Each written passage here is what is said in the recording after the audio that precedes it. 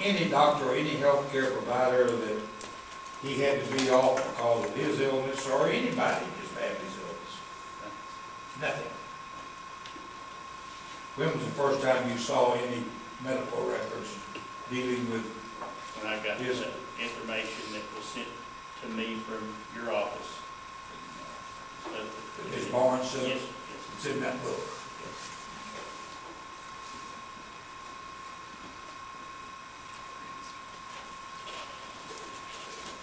Your recommendation is non-renewal for these reasons. Correct. Who lost because of all this? Students law. Nobody's winning.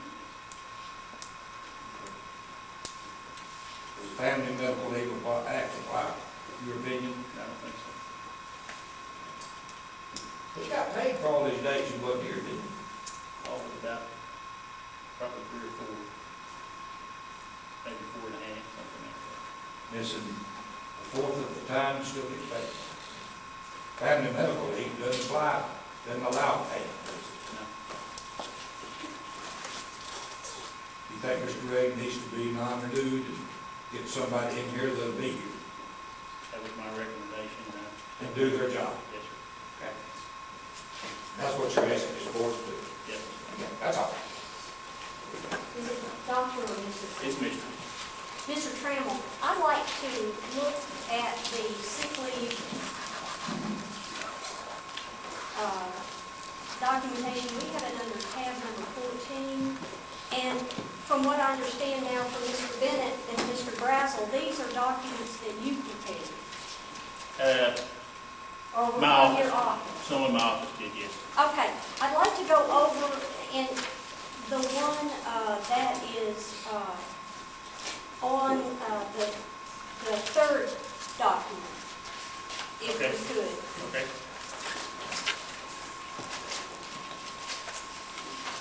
And let's talk first about, you never asked Coach Redding for any documentation, did you? I did not. And it's not required by the sick leave policy, is it? That's correct. And so, y'all trusted what he said when he said I was sick or I was with my son. No reason to doubt it. Okay, and even to this day, you have no reason to doubt the reasons he gave for not being at school, do you? No. Okay, thank you. Now, if we look at the first absence, we've got August 8th of 11 through August 12th of 11. That was an in-service day. That's correct. Those are Days. 2 in-service days? Okay. 8, 9, 10, 11, 12. That's a week. Oh, I see. Duh. Sorry. I see it now. There were no students there. That's correct. Okay, so I'm just keeping a tally here of how many actual days, because even though I taught math, I'm not sure my numbers are matching y'all's numbers. So we have Okay. 5 non-student days. And Coach Redding could make those in-service days up, could he not? That's correct. Okay.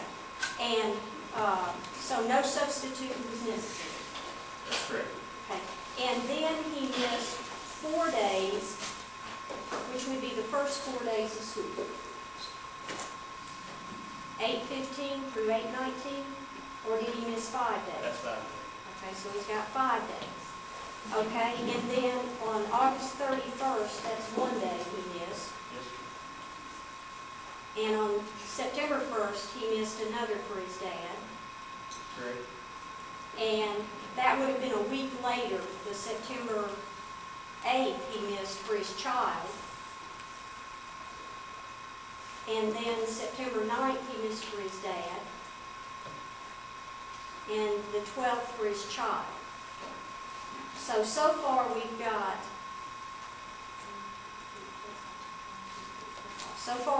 10 days, is that right? I believe so, yes. Okay. And then in the next month of September, we have 3 days that he misses for his sick child. 15th, 19th, and 26th. Is that Yes, right? that's correct. Okay, so we've got 3 days in September and then another half day there. And then he has another half day, well, he has a half day on the 27th. And again on the 28th, he has a day. And then the 29th and 30th, he has his dad. Now, up to that point, we have 6.5 days, is that right? And at any time, did you mention to him during these weeks where, for instance, that he was gone for the sick child, the 26th, the 27th, the 28th, the 29th, the 30th, when you saw those consecutive days, did you ever suggest to him, Coach Redding, we have this family and medical leave act that you can give us notice that you will need it? Did you ever do that? No, I did not. And did you ever instruct Mr. Bennett to do it? No. And isn't it true that if these absences are true, I mean, if his son is sick or something's wrong with his dad, that those are valid reasons to miss school under the sick leave policy? Correct. Okay, thank you. Now, if he takes family and medical leave act, doesn't that apply for up to 12 weeks out of the year? The family medical leave applies for 12 unpaid weeks. Well, unpaid weeks. Yes, ma'am. But also, if you have access to a sick leave bank and you're on family and medical leave act, he could still access the sick leave bank, couldn't he? I don't have any idea about that. Okay. So, but under the federal law, you can miss up to 12 weeks, which would be 60 days. Is that right? Yes, I'm assuming that's correct. All right. Now, so we've gotten through September, and so now we have a total of 16 and a half days. And we're talking, also in September, there's a parent-teacher conference day in here too. Okay, and where is that? About somewhere around the 15th or 20th, I'm not sure what. Yeah, I think it was on one of these other documents it was mentioned. So if it were a parent-teacher conference day, the students would not be there that day. Well, it's actually, there's 2 days in one. Students come in from 8 o'clock to about 1:30, and then school dismisses early, and then we have parent-teacher conferences from 2 o'clock to 8 o'clock. There's actually 2 days within the same day. Okay, and so that would be like a half a day of teaching, or was it counted as a full day of teaching? It would have been a full day of teaching. Maybe about the 15th, that would know. 26th, I'm not really sure when it would be. Generally, it's during the 5th week of school. Okay. So now we're into October, and he misses the 6th and 7th of October, and then his dad dies on October 17th. Correct. So there's a stretch there where he's coming to school and teaching between the 7th and the 17th. Is that right? Yes. Okay. And he's out for his dad's death beginning the 17th. And that's 1, 2, 3, 4, 5, 6 days. Is that right?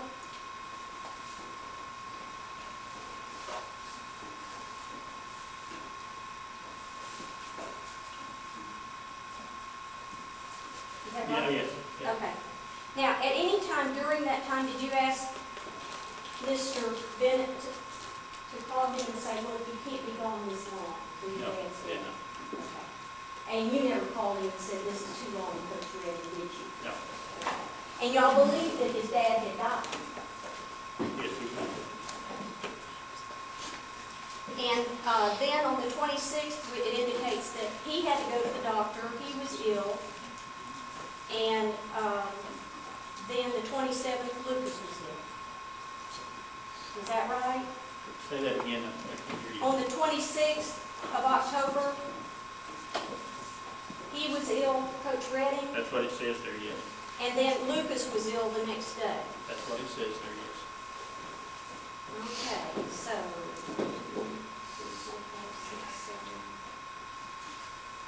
8, 9, 10.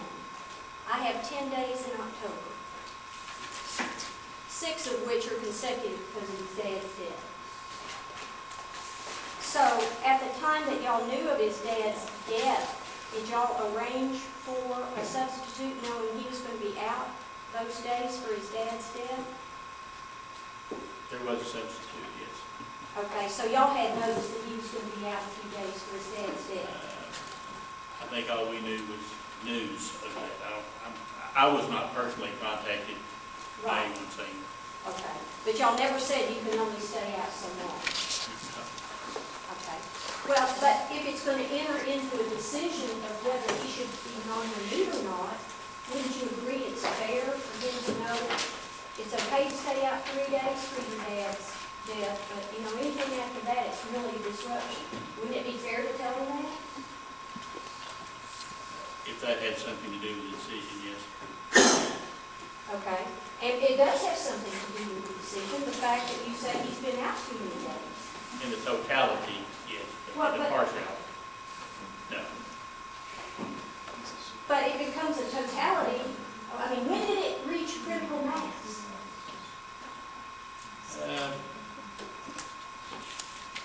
I'm not sure that there was ever a day that it says this is the tipping point. Well, if it's not, how does he know? How does he know, okay, you've been here, I don't know the answer to that, other than the conversations that he's had, the conversation he had with me and Mr. Bennett about that this has gone too far, and it's time to make a change, it's time to stop. And the change wasn't made. well, but he did stop. If you look at second semester after y'all talked to him in November, we don't have any extended times of absences.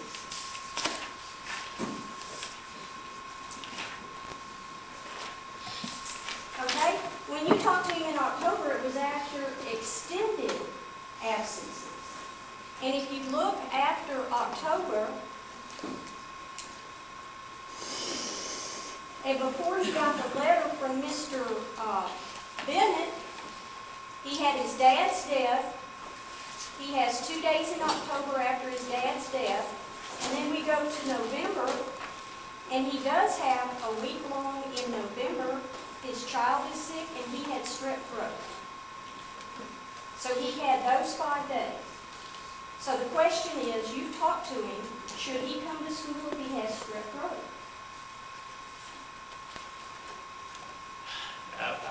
I don't. Now, you've been a superintendent, Mr. Trammell, let's not dodge. If he's infectious, I agree. He should Okay, not thank come. you, okay. And then he missed the sick child. Now, then the next absence was November 28th. So, in November, we have 1, 2, 3, 4, 5, 6 absences.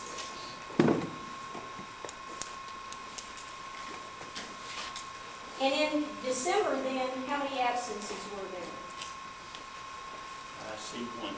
Okay, so December, we have 1 absence. So, for the first semester then, if we don't count the student in-service days, we're just talking about contact with students, we've got 10 for August, 16.5 for September, 10 for October, 6 for November, and 1 for December. So that's 26.5, 36.5. That gives us 43.5. Is that right? 7, 17, 33. Yeah, 43.5 days. Does that sound right?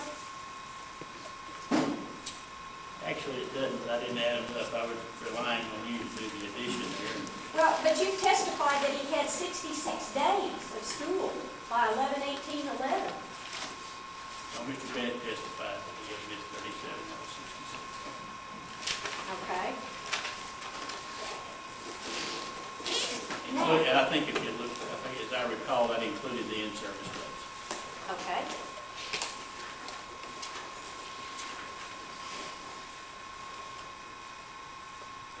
Now, I'd like to ask you then about the second semester. Let's look at those. In January, he misses one